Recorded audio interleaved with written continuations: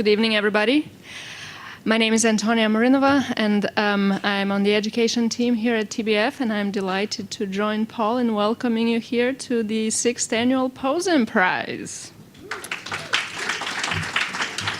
We are so excited to be here with you tonight to celebrate schools that, through innovative practices and approaches, continue to create new opportunities for students and to push their academic achievement and their growth.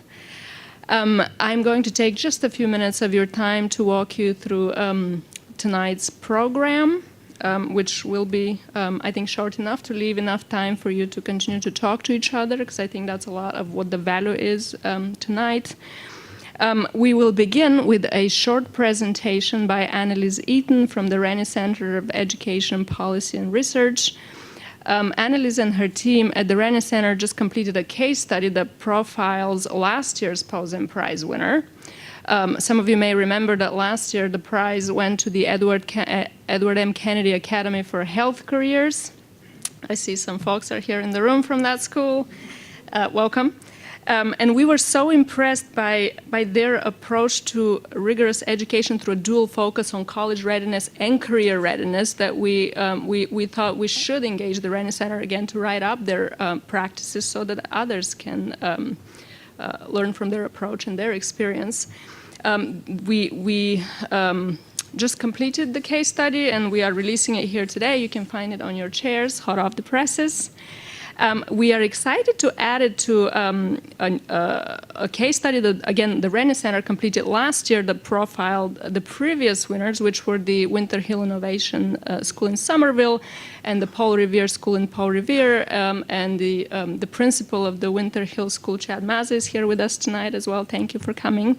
In the hope that we can create a library of growing resources that document and disseminate the effective practices of these schools, so the value add of this prize can be even greater than just recognizing the schools. After Annalise's presentation, we will share with you a few more details about how the selection process for the prize worked this year, and then I'll hand it over to Bob Posen to announce this year's winner. But for now, it's my pleasure to introduce Annalise Eaton, a senior associate at the Rennie Center and a lead author of the report. Welcome. Thank you so much. Well, it's truly an honor to be here to talk with you all about the EMK and the research that we did this past fall and winter of the EMK Academy for Health Careers here in Boston. So as Antonia mentioned, I'm with the Rennie Center. We're an education research and policy group based out of Boston, and the Boston Foundation brought us in to take a look at the EMK, knowing that their data from last year was showing some really strong college readiness and career readiness from the students at the school, figuring out what are the practices that are happening at the EMK that are leading to its students' success. So that's what I'm here to talk with you all about. I'm trying to get the slide to go. So just a little bit about the EMK for those of you who may not be familiar with the school. It's a Horace Mann charter school serving high school students here in Boston. The school has just over 380 students, and it focuses on health careers, which is something we'll explore a bit further throughout the few slides I have for you here tonight. So just before I get started on the practices that were taking place there at the school, I want to just show some of the evidence of their success. So one thing that the selection committee was incredibly impressed by was the school's graduation rate, 99% four-year graduation rate, which is considerably higher than high schools in the district as a whole. Similarly, the college enrollment rate of 88% is really an impressive number of students going on to college. And then they're seeing over half of their students, based on the experience that they've had at the EMK, are electing to pursue a career in a college major related to healthcare. So really showing that that program's having a real influence on the students and the types of careers that they are choosing for themselves. So just a bit on our methodology. What we started out on was a literature review looking primarily at college and career readiness, best practices, and as well as best practices with experiential learning models. And we used that literature review to figure out the protocol that we were going to use when we visited the school. So we based the questions we asked the school on evidence of best practice occurring elsewhere. And there was really great synthesis with some of the things that the research said, as well as the things that we saw happening on the ground at the EMK every day. We did a data review as well, working with TBF to look at the data that the school submitted as part of their application for the prize, which is some of the findings we showed on the previous slide about the graduation rate and share of our work with the school focused on talking with the people at the school every day. So we did several visits to the EMK, meeting with numerous students, staff, community partners that the school works with, which we'll talk more about. And then we did an observation of students both at one of the partner sites and a few observations of EMK classrooms, which is what led to our findings about the school. So with that, I'll jump into 3 key practices, and really there are so many things happening at the EMK, so I encourage all of you after this to read the school, because it really is a phenomenal place, but 3 that really stood out in our research that we'll explore further. So the first one being the way that the school uses healthcare as a prompt for long-term college and career planning.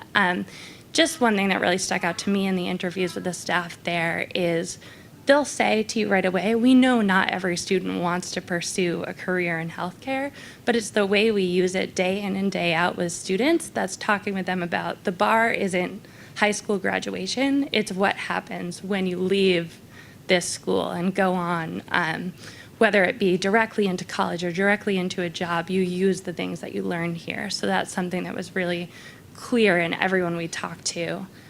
The second piece is the power of partnerships. The fact that at the EMK, partnerships are not a tangential part of the school experience. It's really when you talk to students, most of what they talk about is the things that are happening outside the school and the way that they're learning outside their classrooms every day and connecting those things back to the work that they do in the school.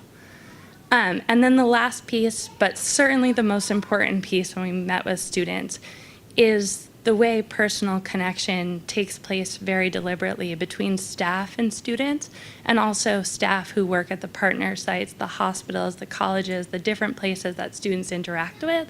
The way they talk to students very purposefully about their college and career aspirations and the influence that that's had on the students and alumni really came out, I would say, in student interviews more than anything else. So we'll talk a little bit more about that.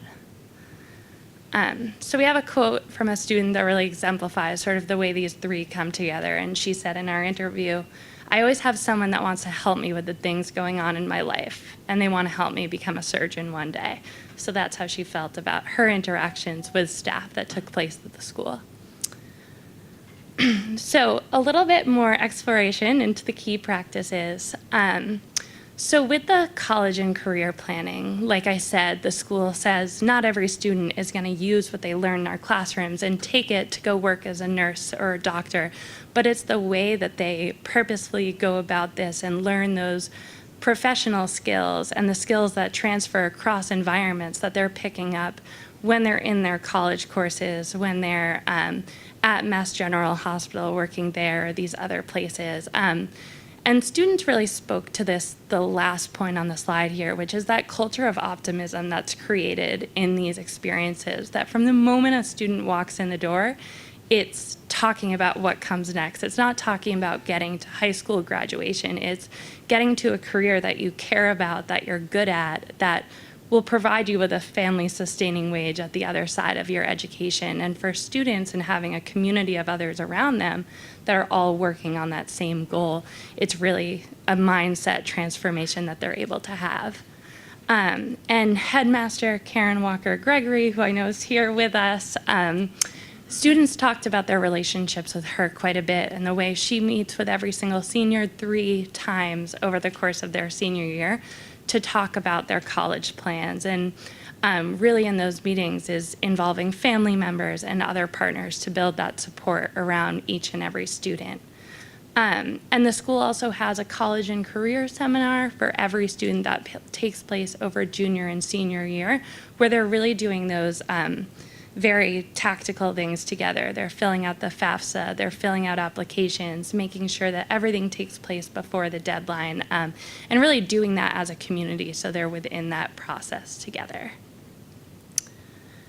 And the next piece is the partnerships, and this one really is huge. I had the opportunity to go with a group of students over to Harvard Medical School while they were working on kind of a dummy patient, which you see profiled here in the report. So you literally walk in and it looks like a hospital room, and the patient is talking to them on the table, explaining her symptoms, and the students are working there together, trying to diagnose the patient, and they're using different diagnostics and understanding them. And talking with students afterward, they talked about how they had just been learning some of those same things in their biology class, but it really came to life when they were working on it there with the patient. And one thing that really stuck out was the way that they talked about it wasn't just that they were learning in that classroom. It was having to work in a team with their peers to figure things out and work together, and that they really felt that they were getting something there that A, made their learning so much more relevant when they went back to their high school, but B, it was more than just getting that biology knowledge. It was getting all these other pieces that are really critical in the workplace. We had another student I talked to who was doing internship over at Mass General, and he went there several days a week after school. And he talked about the fact that when he started his internship at Mass General, he only knew of like 2 careers that happen in a hospital, which are the same careers most of us would think of, doctors and nurses. But when he got there, he realized there are so many other ways that he could be using his skills once he graduated. And he had mentors there who were telling him about, like, well, look at this person in the admin side, or all these different roles that have to come together in order to make a hospital work. So it really opened up his mind about what was even out there for him to access on the other side of his education, and definitely was a big motivating piece for him as he went through his work. So I think the way that the school has really used all of their partnerships, both with college and with workplaces, to show their students, you belong in each of these places that we're going, and we're going to give you this experience while you're still in high school and have support around you to open that door for you, to show you what's next, and that you have as much of a right, if not more than others, to really enter these spaces and thrive there on the other side of your education. And the next piece, and like I said, this one really rang through loud and true with students, was the relationships for students, and how it's really the fact that the EMK is a relatively small school, 380 students, and every student feels known there. And I think a lot of that had to do when you're talking with students and with staff about the fact that they're talking to them on a very individualized level from the beginning on what are your career goals, what do you want to do, what are you good at, how does that fit in with what the world needs, and how are you putting all of these pieces together for your future. I talked to 3 alumni as part of this, one of them in the school and 2 on the phone, who, one story I loved was a alum who's now working at City Hall in Boston, talked about his relationship with Mr. Warren, who's the Dean of School Culture at the school, as well as a boys basketball coach, and said when he came in as a freshman, he didn't really have a sense for his future, really believe in himself at that time. But his first day meeting Mr. Warren, he said, "What grades do you think that you'll get this semester?" And the student wrote down his grades, and then Mr. Warren handed him back his grades and pushed them higher. And he said every step of the way he was there for him, showing you, like, you may think you can get to here, but I know that you can get to here. And that feeling that was constant, and students felt known and really had that supportive environment. And staff talked about creating that environment for each other, that it's a real environment of collaboration at the school that's allowed staff to interact in that positive way with students. That's really been transformative. So with that, No, that's quite a quick run through of the key practices at the EMK. And like I said, I really hope you all will take the time to learn a bit more at the school. There are more practices profiled in the case study, but that's a quick overview. Happy to take any questions about the school that I can answer. And if not, we have some EMK professionals in the room who I'm sure can answer them as well. As I mentioned earlier, this is the 6th year of the Posen Prize. And a couple of years after it was founded, it expanded its scope to include not just Commonwealth Charter schools, but also district schools that have a status that allows them certain autonomies, like pilot schools, innovation schools, Horace Mann charter schools, in Greater Boston. Now, this year, the focus of the prize was on Commonwealth charter schools that serve students in elementary and middle school grades. Last fall, we invited applications from a number of Commonwealth charter schools that we identified previously based on a set of criteria that determined that they were both high achieving but also representatives of the district in which they're located, or the districts from which they serve students. In particular, in order for us to invite a school to apply, they had to meet or exceed the state's proficiency rate or student growth percentile on the English and Math MCAS for at least 2 of the past 3 years. And not just that, but their high needs students' proficiency rate or student growth percentile had to be higher than that of the state for all students. So in effect, setting a high bar, not just for the school, but also for its subgroups. And they also had to be within 10 percentage points of what the district is in terms of any one of these groups, students with disabilities, English language learners, students who are economically disadvantaged. And finally, the school could not have previously received the Pozen Prize already. That means that we identified 6 schools out of a pool of about 24 Commonwealth charters in Greater Boston that serve anywhere from K through 8. The schools, all of which ended up applying, were the Benjamin Banneker Charter School in Cambridge, the Conservatory Lab Charter School in Boston, KIPP Academy Boston, Prospect Hill Academy in Somerville and Cambridge, Roxbury Prep in Boston, and Salem Academy Charter in Salem. What we learned about their innovative models and practices and approaches, coupled with the consistently high academic achievement or improvement of their students, made our decision really, really difficult. We are joined here today by representatives of both school finalists this year, which were the Benjamin Banneker Charter School and the Conservatory Lab Charter, so thank you all for coming. The selection committee for the prize reviewed those 2 applications, additional materials for those 2 schools. We visited them for the better part of a day in late March, and then the selection committee made the difficult choice of who will be the winner this year. And to announce the 2019 Posen Prize winner, I'd like to introduce Bob Posen, the prize's founder and benefactor. Bob is a senior lecturer at MIT Sloan School of Management after a distinguished career in both business and government. He was previously chairman of MFS Investment Management, vice chairman of Fidelity Investments, and president of Fidelity Management and Research Company. And he also served in Governor Mitt Romney's administration as Secretary of Economic Affairs. Thank you, Bob, and welcome.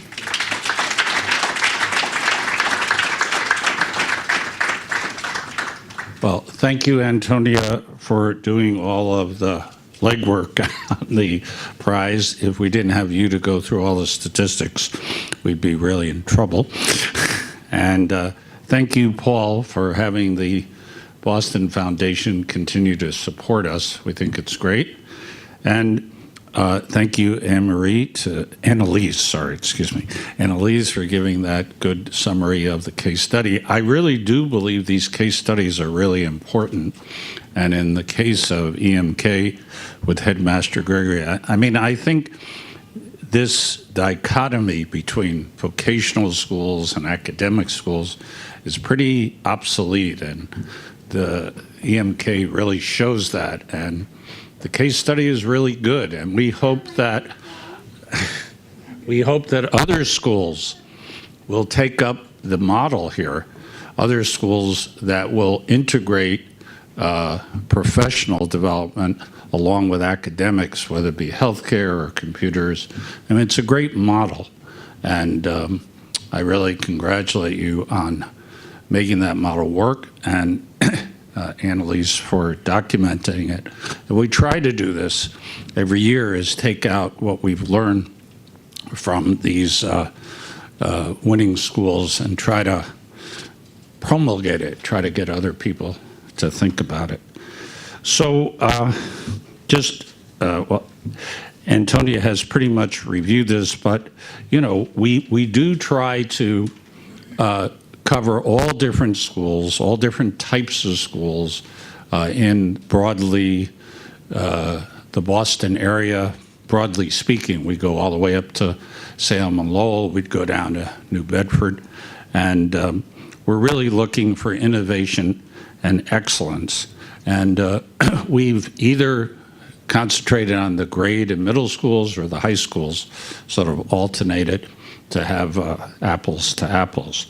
So this year we focused on elementary and middle schools, and we had, as Antonia says, a very impressive group of schools, but we're pleased to announce that the runner-up is the Conservatory Lab School. Now, I think what's particularly impressive about that school is, 10 years ago it was struggling, and now it's really turned around thanks to some dedicated people who have really done a great job. And, it's unusual to have a school that has this music approach. And, I tried to play an instrument when I was young, didn't do very well, but I learned a few things about practicing every day. And one of the really nice things is when we visited the school, we had the opportunity to go to a practice session. I'm not sure exactly whether you call it the school orchestra, because everyone in the school seems to be participating, but you just saw everybody was playing music in this room, and the room was packed with kids and instruments. They were clearly enjoying it, and they really were going to learn a lot. So I think that it's a great tribute to the school. They have a unique approach, and they've made it work. And I know that the school is now on an upward trajectory, and I know you're trying to build a new building, and hopefully you will. That was a little crowded, that orchestra.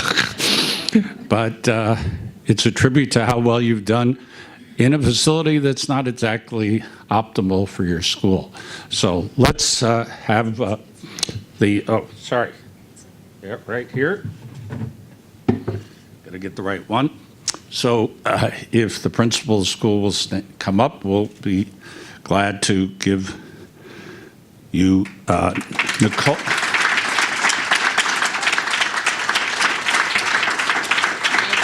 Nicole Mack? Yeah. Okay, sorry. Nicole Mack. Yeah. You're upside down. That's me. Oh, goodness. But Nicole's doing a great job. We're very impressed by her and her senior leadership team. And, I'm telling you, you should go to this school. It's really an interesting experience. And I just never saw music integrated that way. And so you guys got something going there. So keep doing it. Thank you so much. Take care.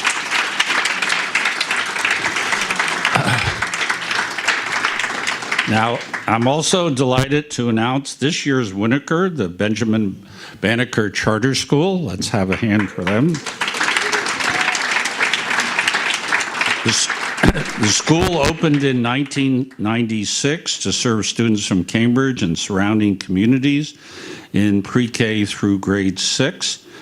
And the school has a STEM curriculum, but intentionally weaves in other elements to get what they call the Banneker experience.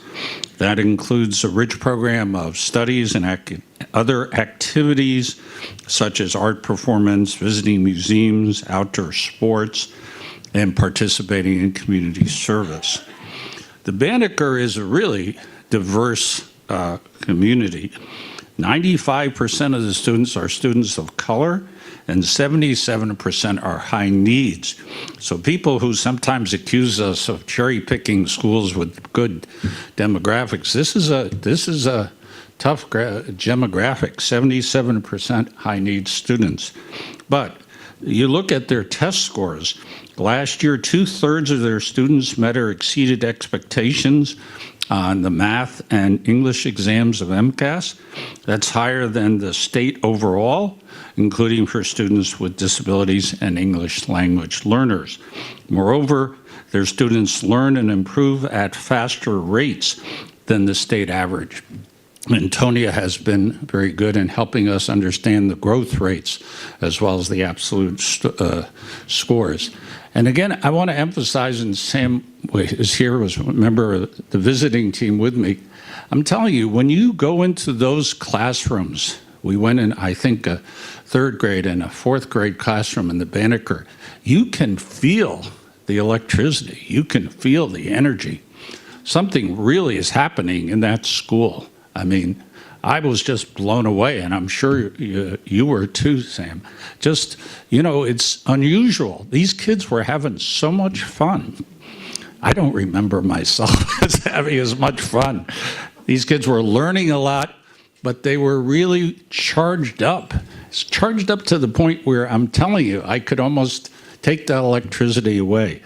So it's a wonderful thing, and please join me in thanking the teachers, thanking the students, and of course, thanking the principal, Shirley Bretos. Am I pronouncing it correct? Okay. And now I know from where the thing is. So you're doing a great job, and we really want to recognize you and recognize your school. Thanks very much.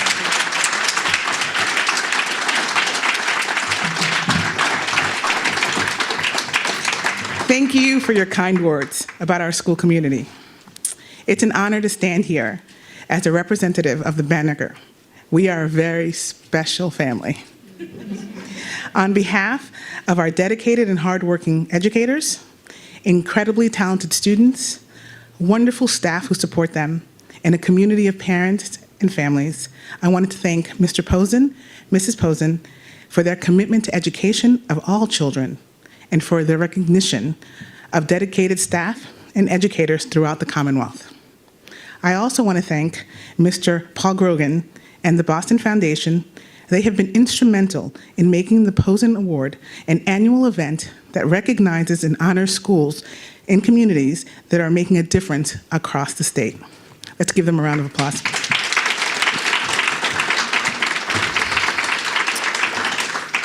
Banneker's achievements are the results of many people working together under a shared vision.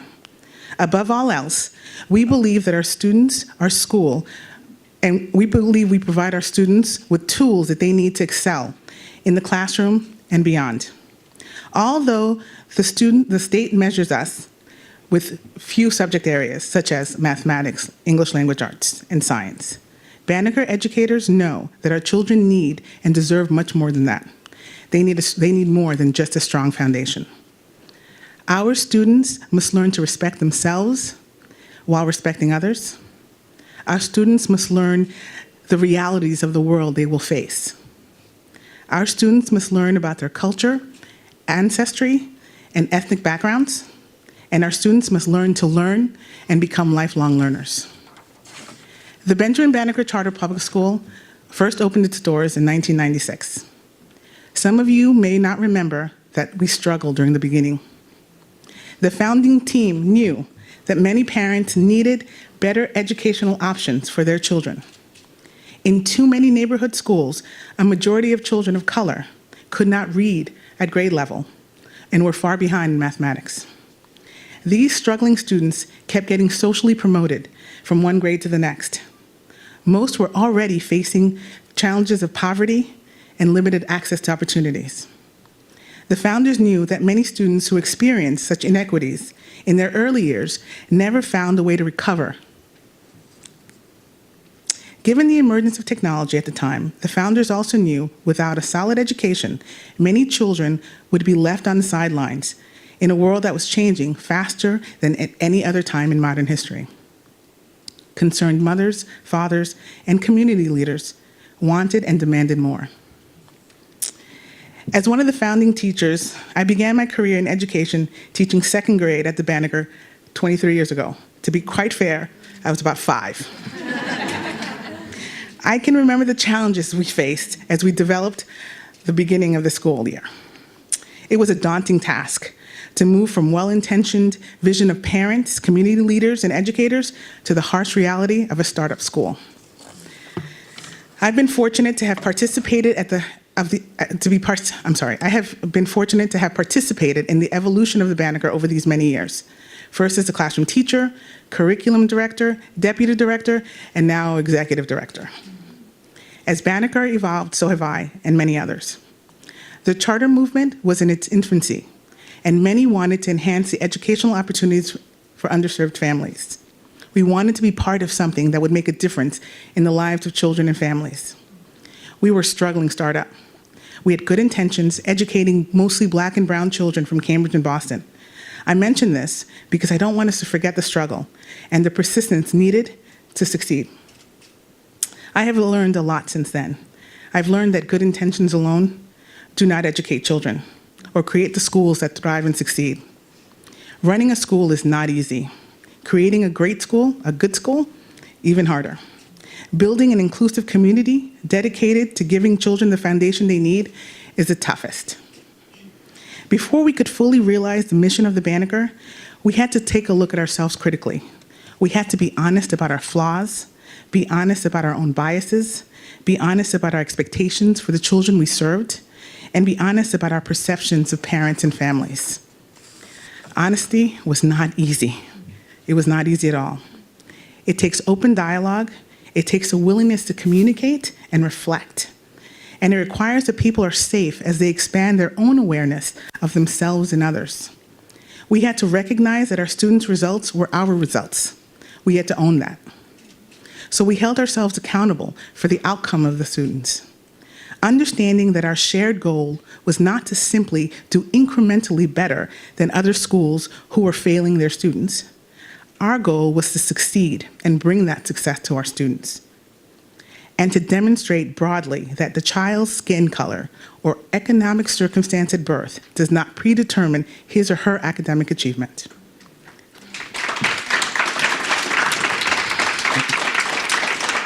In essence, we as educators had to raise our expectations of ourselves before we could tackle the hard work of changing the outcome for our students.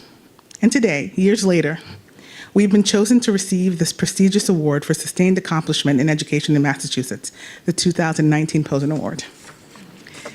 Today, the Banneker is a high-performing urban K1-6 STEM school committed to excellence in education. However, we knew that our students also needed a broader exposure to their rich history in the arts and a deeper understanding in their place in the flow of history.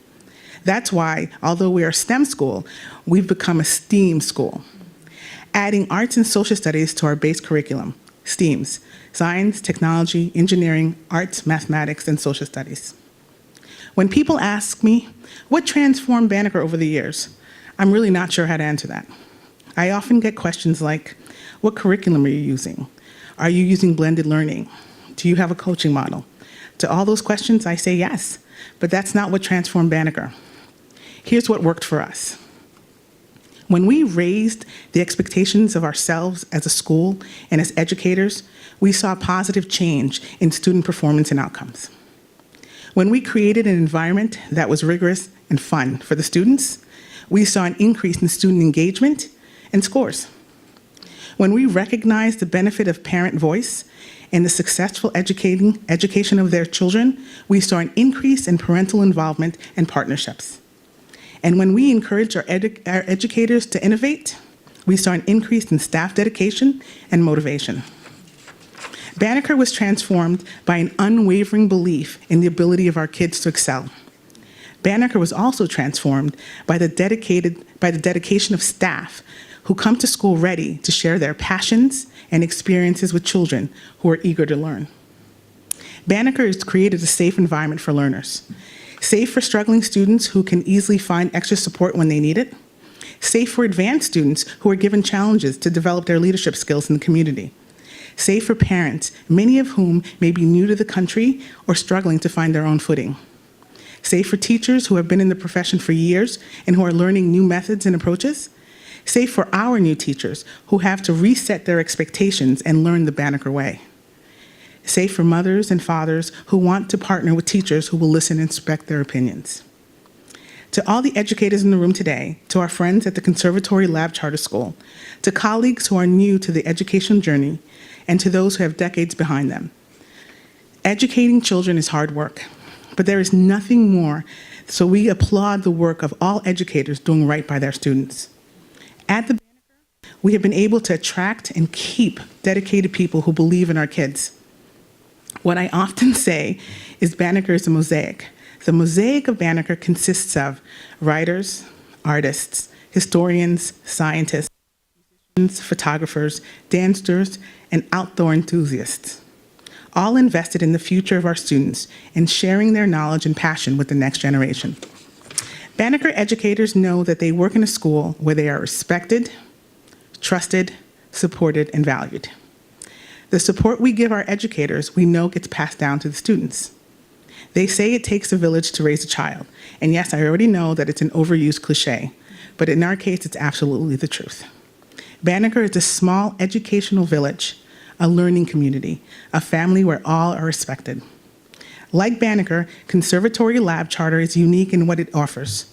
It's unique in its history, unique in the assembly of staff who are dedicated to its mission, its children, and its families. And I want to congratulate them for being a finalist this year. To Mr.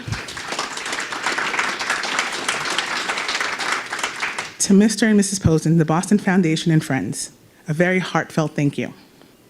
Keep your eye on the Benjamin Banneker Charter Public School. We are raising our expectations yet again. And with your help and ongoing support, the dedicated staff of Banneker, together with our families, communities, and will continue on that journey, but this time going from good to great. Thank you.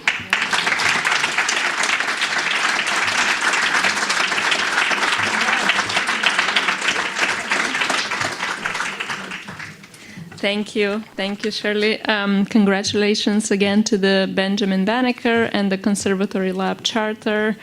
I just couldn't have thought of two better schools to be finalists this year. And now, if you'd indulge me, I'd like to take just a brief moment to thank the members of the Pozen Prize Selection Committee, all of whom are here with us tonight. In addition to Bob, the committee included Sam Acevedo from the Boston Higher Education Resource Center, Paul Grogan from the Boston Foundation, Peggy Kemp, formerly the headmaster at Fenway High and now at the Harvard Graduate School of Education, and Chuck Longfield from Boston Leaders for Education. I would also like to say a quick thank you to those who helped make this evening and this whole process possible. Heather Buffo, Juan Canto, and Brian Gold on the education team at TBF. Elizabeth Pauly, who is our Associate Vice President for Education. And Giovanni Morales Ramos, who was an intern here last fall and was quite involved with the data analysis and application reviews for the Pozen Prize, and for 2 more weeks is a graduate student at the Harvard Grad School of Education. Thank you. And finally, of course, I'd like to thank Bob and Liz Posen for creating this prize and every year for giving us through it the opportunity and the space to step back and reflect and observe and celebrate excellent schools. Thank you. And this is the end of our formal program tonight, but we do have the room for another 15 or 20 minutes, so I invite you to step back and sit back and relax and enjoy some drinks and snacks in each other's company, and thank you again for coming.